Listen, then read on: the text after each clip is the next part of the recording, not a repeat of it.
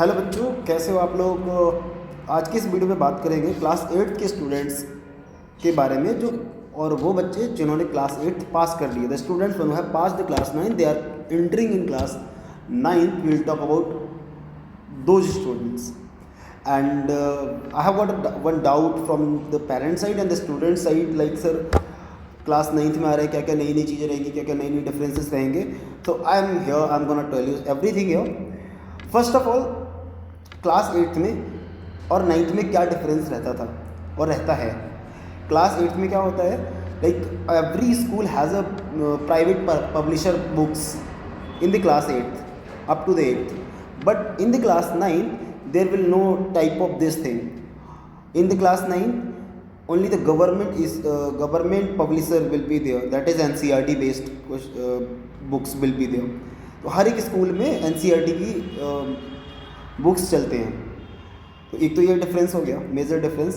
Science 3 parts में आपका divide हो जाएगा, फिजिक्स केमिस्ट्री मैथ, अलग अलग बुक्स आ जाएंगे उसमें। ठीक है, एक ही बुक्स में मतलब 3 सब्जेक्ट हो जाएंगे, अलग अलग आपको टीचर्स पढ़ाने आएंगे।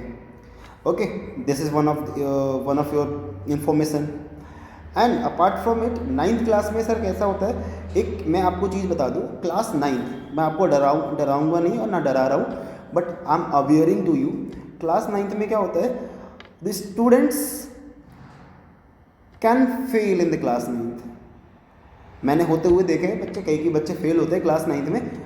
ये डराने वाली बात नहीं है, I am just awaring to you. तो जिससे आप पढ़ाई करें स्टार्टिंग से कंसिस्टेंट होकर के, कंसिस्टेंसी इज़ द की, जहाँ पे आप बहुत अच्छा कर सकते हैं। ठीक है। अब उसके बाद बात आती है कि सर हाउ टू स्टडी, पढ़ें कैसे। तो पढ़ना एक सिंपल सी चीज़ है। ये बच्चों के साथ फेल होने का डर और ये थोड़ा सा स्ट्रेसफुल रहते हैं, कब रहते हैं कि बच्चा पढ़ता नहीं है, स्टार्टिंग में नहीं पढ़ता, at the end of the class 9th class 8 की तरह इसको हल्के में ले लेता है कि सर जो मैम ने सर ने जो भी इंपॉर्टेंट टिक लगाए हैं वो पढ़ के चले जाएंगे, पास हो जाएंगे। नहीं, this will not happen in class 9th। Class 9th में कहीं से भी कुछ भी आ सकता है, NCERT के कहीं से किसी भी पेज पे से क्वेश्चन टीचर दे सकता है जाकर के, and this is for all. तो क्लास 9th में आपको बहुत बेटर तरीके से पढ़ना है। ठीक है, each and every subject is very easy and simple, but आप that depends on you, how you are dealing it, how you are treating it. ठीक है। अब NCERT इस द, अब बच्चे क्या कहते हैं ना, सबसे बड़ा जो ब्लंडर होता है क्लास 9th में, जैसे ही बच्चा आता है ना, बहुत अपने आप को टॉप करके आता है, क्लास 8th टॉप करके आता है, 80 आउट ऑफ 80 मतलब 100 आउट ऑफ 100 लिख के आ रहा होता है। क्लास 9th में आने के जस्ट बाद ही उसको ऐसा लगता है यार मेरे को सब आता है, मैं तो 7th 8th 6th टॉप करा है मैंने, या करी है टॉप। तो दे थिंक दैट इस क्लास 9th में भी क्या ही होगा, हम इसमें भी करेंगे। हाँ, अच्छी बात है, कर लोगे, बट हैव अ पेशेंस। आपको क्या करना है, just study each and everything. जो टीचर पढ़ा रहा है उसको पढ़ो, बढ़िया से पढ़ो, ढंग से पढ़ो। मे भी हो सकता है क्योंकि नई नई चीज़ें हैं, आपको थोड़ा वेरिएशंस मालूम पड़ सकते हैं। ठीक है। अभी स्टार्टिंग से एक दो पेरेंट्स के, एक दो बच्चों के कॉल आए थे कि sir which book of math we should prefer. तो